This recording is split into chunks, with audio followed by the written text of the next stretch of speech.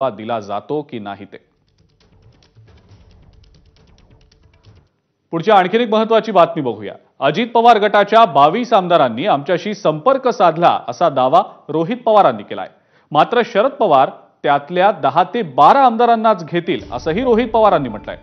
भाजप अजित पवार गटाला फक्त 20 जागा देईल किंवा स्वतंत्र लढण्यासही सांगेल असंही रोहित पवार यांनी म्हटलंय। त्यांच्याशी याच संदर्भात संवाद साधलाय आमचे प्रतिनिधी निलेश बुधावले यांनी। आज जयंत पाटील विधिमंडळामध्ये होते आणि त्यावेळेस काही जे अजित पवार गटातले आमदार आहेत ते जाऊन जयंत पाटलांना भेटले, त्यांच्याशी चर्चा केली अशी माहिती समोर येते। खास करून नाशिककडचे 2 महत्त्वाचे आमदार होते अशी देखील माहिती आहे। नाही, कसं आहे, जयंत पाटील साहेब खूप अनुभवी नेते आहेत आणि कसं कधी कुठलं कार्ड बाहेर काढायचं हे त्यांना खूप चांगल्या पद्धतीने माहिती आहे। त्यामुळे ही तर फक्त सुरुवात आहे, पुढे बघा काय होतंय। पवार साहेब तर खूप राजकारणामध्ये या महायुतीच्या अनेक नेत्यांपेक्षा फार पुढे आहेत।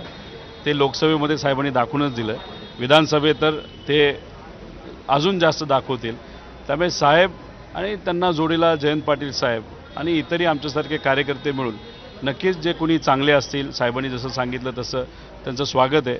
पण ज्या लोकांनी उत्मात केला, कुठेतरी लोकांच्या विरोधात जाऊन निर्णय घेतले, अशा लोकांना साहेब आणि जयंत पाटील साहेब योग्य असा निर्णय त्या आमदारांच्या बाबतीत घेतील असं वाटतं।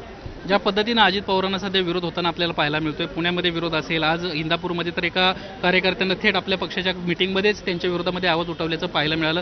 कुठेतरी अजित पवारांना साईडलाईन केलं जात आहे आणि त्यामुळे कुठेतरी त्यांच्या गटातील आमदारांची चलबिचल वाढली असं वाटतंय। सुरुवातीपासून आम्ही हेच सांगतोय की भाजप नेहमी लोकनेत्याला संपवतं आणि दादांच्या बाबतीत तेच होणार। आता तेच त्या ठिकाणी होताना बघू शकतो।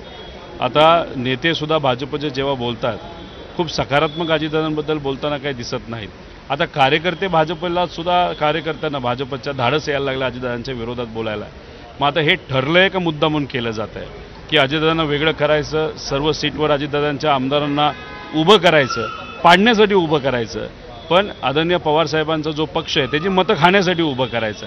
पण आमदार एवढे खुळे नाहीत ना, त्यांनाही माहिती आहे की भाजप त्यांचा कसा वापर करणार आहे। त्यामुळे एकतर दादांना 20-22 सीट दिल्या जातील भाजपबरोबर राहिल्या तर, आणि हे नेगोशिएशनचा भाग असेल। आणि जर बीजेपी बरोबर दादा नाही राहिले तर सगळ्याच ठिकाणी आमदार त्यांचे उभे केले जातील, पण ते फक्त मतं खातील, पण निवडून कुणी येणार नाही। तुमच्यासोबत किती आमदार येतील? शरद पवारांना देखील आता ग्रीन सिग्नल दाखवले आमदारांना माघार येण्यासंदर्भात। साहेब आणि जयंत पाटील साहेब या बाबतीत नक्कीच योग्य निर्णय घेतील।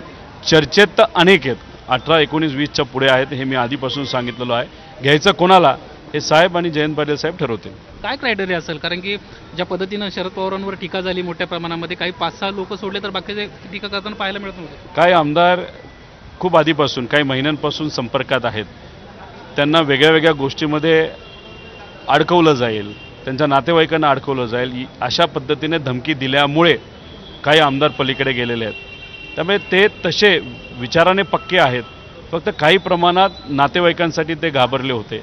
असे काही ठराविक चांगल्या विचाराचे जे आमदार असतील आणि जे खऱ्या अर्थाने त्यांच्या मतदारसंघामध्ये लोकांच्या हितासाठी काम केलेलं आहे, उगाच कमिशनच्या वगैरे नादी लागले नाहीत, असे आमदार हे पवारसाहेब स्वीकारतील असा एक काही प्रमाणात अंदाज साहेबांचा स्वभाव बघितल्यानंतर वाटतो। आपण पाहतोय साधारणपणे रोहित पवार यांना या निमित्तानं अपेक्षा व्यक्त केलेली आहे। साधारणपणे 15 ते 20 आमदार जे आहेत ते आमच्या संपर्कात आहेत आणि कधीही ते आमच्यासोबत येऊ शकतील अशा पद्धतीचा दावा देखील त्यांना केला। तर अजित पवार गटाचे काही आमदार शरद पवार गटाच्या वाटेवर आहेत का असा सवाल देखील आता उपस्थित होतोय। कारण विधान भवनात राष्ट्रवादीच्या 5 ते 6 आमदारांनी गुरुवारी जयंत पाटील यांची भेट घेतल्याची माहिती सूत्रांनी दिलेली आहे। पश्चिम महाराष्ट्रातल्या आमदार